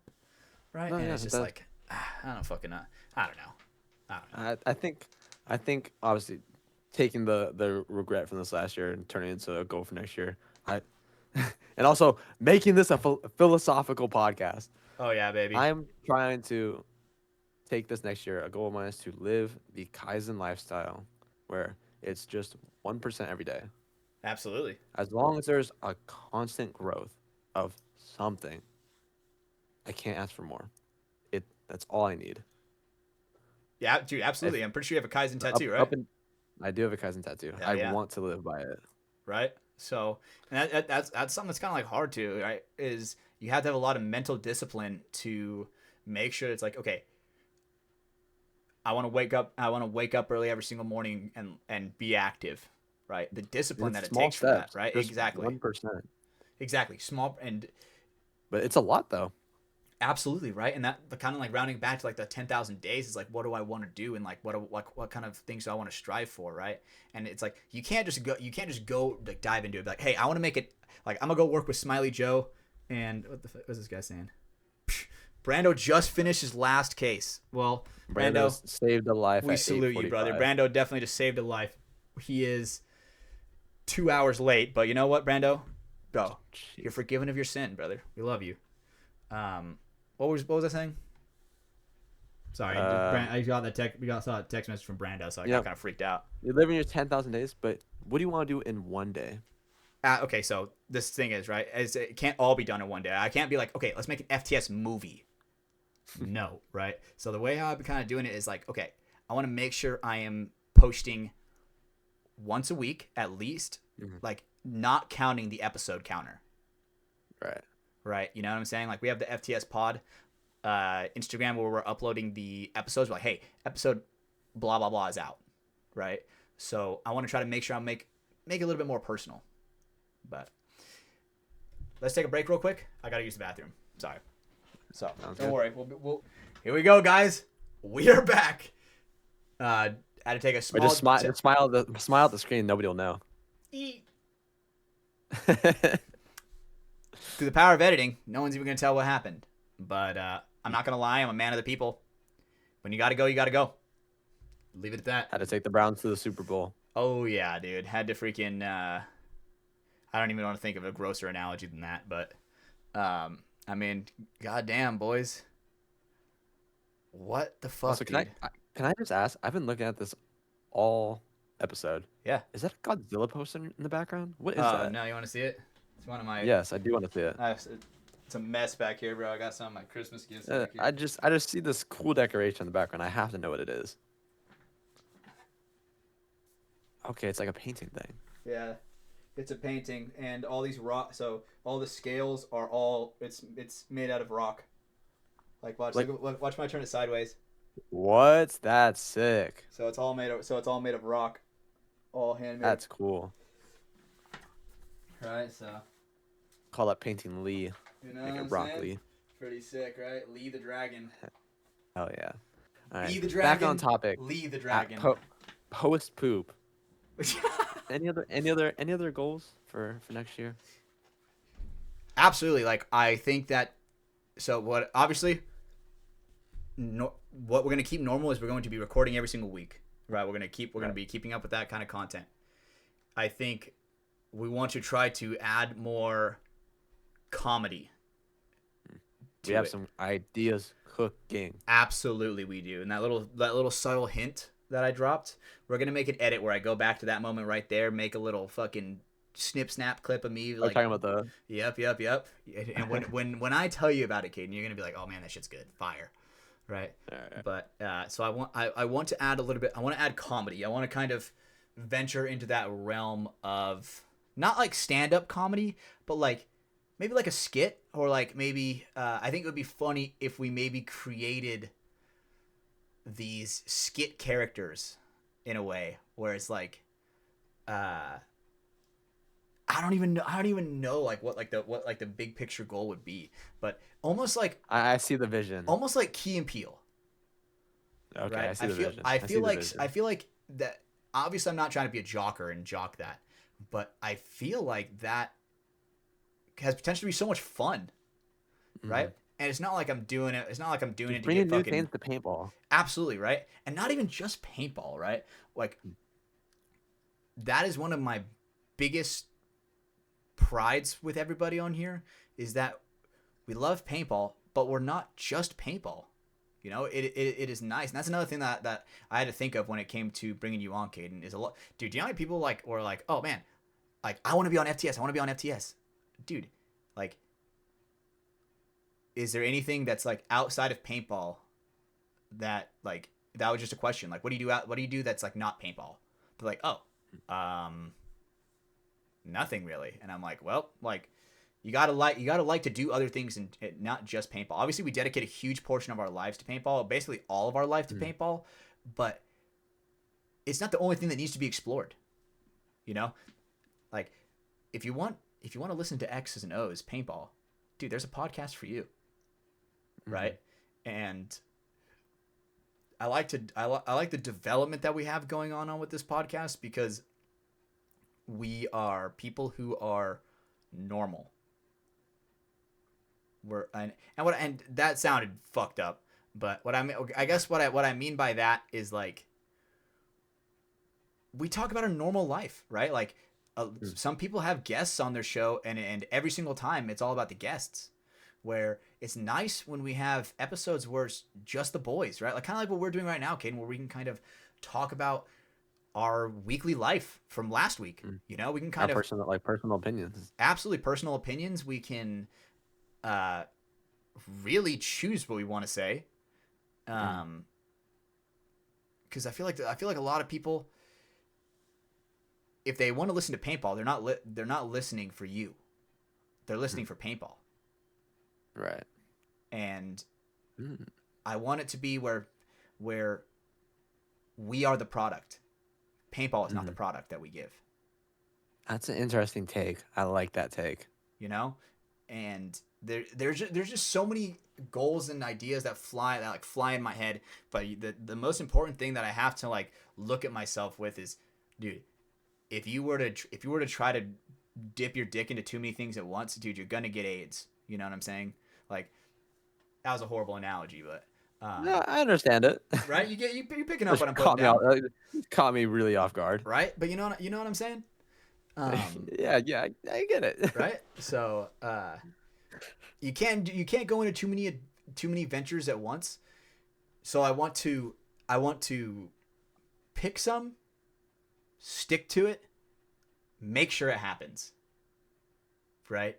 Because, dude, we have the skills and we believe in each other enough to where all we need are a little bit of skills and we can do it. Whatever we put our mind to. That's the best part about the decade that we live, that the millennia that we live in right now. Like, dude, we could have been born at any other time on the fucking earth where cavemen fighting off fucking saber-toothed tigers. We got born when Night Rain came out. Dude, thank God. Thank God. Like it, and that's just one thing. Is like it is truly a blessing, the fact that we were all born in the exact same time period at the exact same time. 50 years ago, 20 years ago, we would not be able to do what we're doing right now. Being in a call like this. I mean, sure you could on like the Xbox 360, but like, dude, like Skype, that shit was horrible. Horrible. Awful. Right? But like this kind of conversation where we're so far away but we talk every day, that was not a thing 30, 40 years ago. Yeah. You know? To where it's nice where we can have these long dialogues and it's not like taking up... I would have had to send you scrolls through the mail. Exactly, right? Or it would take warehouses of inventory to get this film, you know, to store this film of these podcasts. So it's great to be in this exact moment because I'm not speaking for you, Caden, but I'm very hopeful. And dude, I have not even thought about burnout. Yeah. I'm with you on this. What are your be honest? Have you ever been like, oh man, like fuck, like I feel a little burnt out on this? I was definitely not with paintball and like FTS as a whole. Obviously, in times of life, it's like, oh, I don't want to do school. Like, this is terrible. Or work sucks. Happens, right? But with this, it's also like we talk about where you don't realize how much you miss something until you like lose it. Having a little off season, few weeks off, like a month to be a family, really, really want to go back. And it's not a burnout. It's just like the drive. Like it's a drive. It's like, hey, I'm gonna take couple weekends for my family, and then reset back at it. Absolutely, because we make so many sacrifices to stay away from our families. You know, where when I'm not very close to a lot of my family members, my girlfriend's family has really taken me on. So I am the black sheep of my family. To where over there it's weird, where I'm like loved. It's weird. So like being around that is just so nice to where it's like it makes it to where all the sacrifices that I did throughout the entire year are completely worth it, because I'm getting this love like tenfold, you know, from family. So I mean, I've never really experienced anything like that, so it's a very new thing for me. I guess. Yeah, man. So yeah. I mean, okay, tell me about How are you and your girlfriend's family? I actually know. I This might be weird to say. I probably know more of her relatives than mine. I mean, I'm friends with a lot of my relatives, Uh huh. but her family hangs out a lot. Like some of my family members are kind of like split and broken. So there's only like a small knit of people. Mm-hmm. But um, I mean, love being around her family. They're super nice. They accept me. They love me.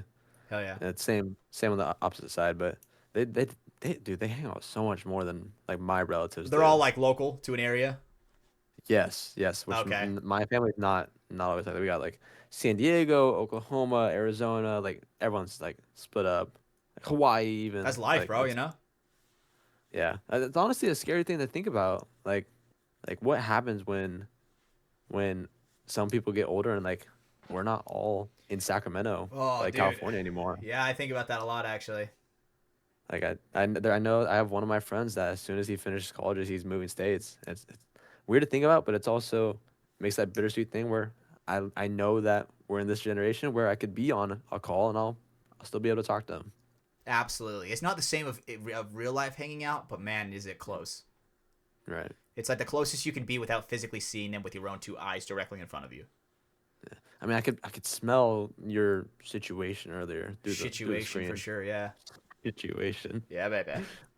But Uh, Here. Well, kind of here on that note, to kind of start to wrap things up. yeah.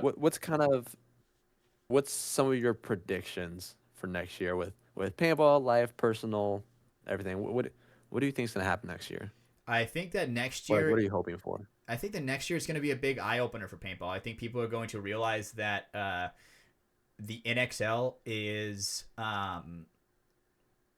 slowly but surely, I wouldn't say declining, but the league keeps getting bigger, but some of the quality goes down. Mm, Right? And eventually it's gonna be to the point where people are fed up, and the divisionals, the people who make the event happen with their money, the divisionals, are going to be fed up and angry. no, Like, to play devil's advocate on that, I I think also though they're experimenting a lot with some new technology. Obviously, we had the ESPN this year, the GoPros. There was those what was the uprising that did yeah, the goggle thing? uh-huh. Like it could be huge. I completely agree with you, and I think that that is a sick thing. But you're not seeing any of that technology touch the divisionals, Yeah, no, right? That's all for pro, right? And the definitely. NXL, right? It, like, dude, the pro league is its own beast, Hmm. right? But I think that when you prioritize that so much, dude, there's nothing wrong with prioritizing the pro side. But when you have the divisional side where people are getting fucking pissed off, where they're crawling over trash in the snake, there are, It's valid. there are broken bottles on the field, there are cinder blocks under the snake. Hmm. Eventually, people in the divisionals are going to be like, dude, we are paying a fucking shit ton of money for entry and not getting the quality that should be there. Honestly, how this is a stretch, right? Let's hear Because it. Let's hear obviously, it. how bad would it be? Because I'm pretty sure the XL got a lot of money in their pockets. How bad would it be to just actually buy land? Like, how crazy is it? Obviously, Not fans are dude. No, already one, bought up, and it's not like, crazy at all. I like where you're going with that, Caden, because you're not crazy at all. I mean, look what they were supposed to do in Philly, right? With that mhm, big old they had the neighboring soccer field. That obviously it was a fucking 20. I think it was 2019 where it was that fucking. Uh, was it? I don't remember what year it was, but the this is fucking before Dust my Bowl, time. the Dust Bowl. You know what I'm saying, right? Like they we were told they like leased part of that land to where they were going to be we Mhm. were going to be able, like, that was going to be a spot where we go back concurrently. Right. And we've been back once. The grass is great, and we just haven't been back since. Like, so it's Mhm. like, and they're taking away Atlantic City, so it's like we're not even going there. So what, Right. how did that deal go down? Like, there must be a lot of things that went down behind the scenes that, like, there must be a reason why we're not going back. Is that there's not enough parking? Is it that the neighboring area that maybe the effect of the event is negatively affecting the ecosystem around it. You know, like there are a 'Cause lot of things that I we was don't know. imagining that they could rent it out, like after an event, like, hey, you guys can use this as a soccer field. I imagine there's some sort of workaround for like the rest of the year. I hope so, right? But I mean, I think you're right on the nose when it comes to buy. They need to buy land where it's like, um, it's hard They need to what it's. invest. They need to invest a little bit more into into the game almost is I what I'd agree, say. and especially with that, the thing is, I think that with that, if you buy land, if you were to buy land like that, I think you should, um, not get rid of the divisionals, but make it to where that is like a prestigious pro thing, right? Like Mhm. you got to go qualify. Like if you want to play at that World Cup, right? The pros get to play all year, right? But for World Cup, where you get to see like the best of for every division, dude, you should have to qualify in your local region, right? You should be able to like for Mm, D3, you should be qualifying at like WCPPL or USXBL or fucking TBDB okay. Goblin, whatever the fucking acronym you want to put on it. You know, like I think it needs to be a rightful passage to compete like that if they're going to be buying land like that. But obviously, I see a lot of So, negative. I think I okay. see a lot of Like negatives that. conferences almost. Yes, 100%. I think they need conferences. Okay. I think that. I mean, shit for pro. Imagine they just do. They do East, Central, West, and they have 10 Mhm. teams in each. Right. Right. That's 10 teams, 10 pro teams more. So that could potentially mean more money for the league, because obviously that they gotta fucking pay for their shit, right? Right. But I mean, there's just a, like when I'm truly trying to like, I'm like thinking about what I'm saying, and as I'm saying it, I'm like, there's a lot of problems that could possibly, and I'm also like, I'm not an idiot. I know there's a lot of behind the scenes things that I don't even know that I'm not even taking into account, right? Like Right. one that we were talking about. I mean, you're probably there for that conversation, Caden, bro. Parking, Yeah. Yeah. When we were there with like, Alex. dude, parking alone is one of those things where it's like, look at every paintball event ever that we go to, dude. It is a struggle Ah. for parking. It is a struggle for parking to where you're like, hey, can I go drop off in the VIP? Right? Like the Horrendous. the parking is the thing where if you want to make a property where it's a stationary thing to play paintball at a high echelon, dude, you better be prepared for some fucking bonkers parking. And also on the note about the conference thing, if there was a like a Middle East, East West, like that could possibly mean less cars there, or it could be more because more people want to go. Absolutely, but like look at like the World Cup where it's like, okay, we get the people that are Everybody. qualifying in, right? To where Yeah. people who aren't even playing could potentially even want to go, right? Especially Right. if you make it a centralized location. If you make like the ultimate arena where everybody goes to compete, um, if you make it more centralized where it's like it's not a ass raping of my wallet to go to the East Coast, to go watch it, right? And on top of that, if we are really trying to build the sport, we need parking for fans. Straight up, right? Even more cars. We have to, and I mean, I just feel like that's a thing where if you have it in a stationary area, we can advertise it for that stationary area and be like, oh man, on the streets of Green and First, there's the paintball arena, the NXL Mm-hmm. paintball arena, like, oh shit, paintball arena, what? And then it could be like a thing where it's like, I mean, how often do people like go on dates to hockey games? Imagine it's like a thing where you could go on like Groupon and go and be like, oh, dude, let's go fucking watch a paintball game.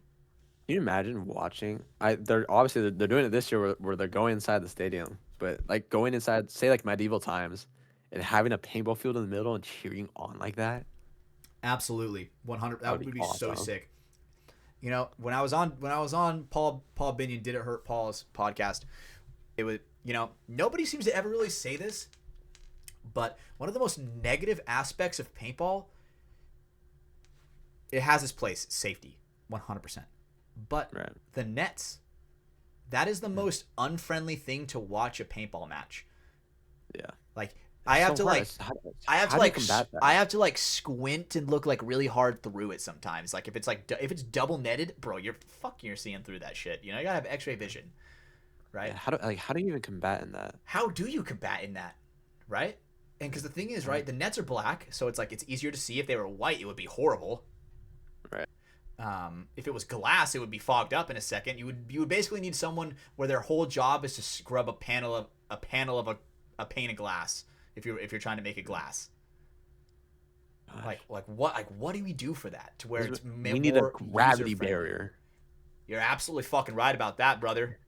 We need to have a little bit of metal in every single ball to where when it goes over that threshold, it goes straight to the ground. I need a little Expelliarmus, Oh. just magic shield, or what is it? What Protego? That's what it is. Is that what is it? It's Harry Potter. It's just Protego, a little like protective shield on yourself. Oh, so okay. The nerds out there. Another game. Quinn from The Witcher. It's a sign where you weave and you basically get like armor over yourself where you can like deflect a hit. Like you can get hit with a fucking sword and be fine. Okay. So. Opaline hard tier. Opaline hard tier for sure. Flask. I like that. I like that reference a lot for sure. Holy fuck, dude. But, W pull. W pull. But guys, I think that we're gonna start on the decline and wrap it up a little bit. It's crazy to think that we've been doing this podcast for 3.5 years. You know, Caden, I know your number's not up there yet, but brother, it will be. I'm still a child. Before you think about it, dude, your number is going to hit triple digits before you even realize it. It's already in double digits, I'm pretty sure. Gosh, scary. Right? But I'm incredibly proud of how far you've come, especially this year. There are times where we're standing there and you're like, oh man, I'm shy. Fuck that. We're talking to him. You know, and I'm proud that you're not bitching out on that straight up. So, and I will speak for Brando on this. I guarantee that he is sorry that he could not be here on this New Year's podcast. But one, he is definitely earning that paycheck. He sends his love to everybody. He's saving people's lives, guys. So we have to make sure we can't get mad at Brando because look what we're doing. We're just fucking yapping into some microphones while he's saving people. You know, what are we? Right. So now that we're trying to wrap it up, Caden, you got that? You got a cool guy of the week. So a little different this time around. I like it. Given that we're talking about New Year and reflecting on 2025 and everything, cool fellows of the year, people around us, people around everyone that's watching, everyone that's made the year eventful for you, that's helped you, made you grow, taught you a lesson, made you have a good memory. Cool guys, cool fellas, cool gals of the year. I like this. So I'm gonna try to pick up what you're putting down. Correct me if I'm wrong, if I'm straying too far. Anybody who you like, the cool guy of the week is whoever you guys as the viewer think it is. Whoever's been by your side, whoever's had your back, whoever has been helping you to chase these goals in the year of 2025 as that comes to a close, that is your cool person of the week, and I want you to tell them that. Right? Did I get that right? Couldn't have said it any better. Sweet. You're so much better at this. I've just been talking a lot. I'd be a yappy McYapperton for sure. If I was a dog, I'd be a Doberman, but I'd be yapping like a Chihuahua for sure. You know, I'd be a Doberman. But okay. Code word of the week. Yep. 10,000. 10,000. Do we put 10,000 days? 10,000 days. 10,000 days. 10,000 days. And with that, guys, I want you guys to genuinely think about it, right? Since it's 28 years old and a little bit of change, think about for 28 years, how you've lived your life. Every regret that you've ever had, every goal that you've ever wanted to chase. And do it. And we've talked about this the whole time, is you just got to get started. You just got to try, put your best foot forward, surround yourself with people that love you and support you. No fake people. Stay away from keep clear of that. Keep your circle small and your network open. Right? Don't be afraid to ever speak your mind. And this new year, never be afraid to be yourself. Okay? So, all right, guys. This is your boy Steven Hatch, Caden Spencer on From the Sidelines. So if you're listening to this, Thank you for making it this far, and we love you guys. So have a good one. Love you. Happy New Year. Bye.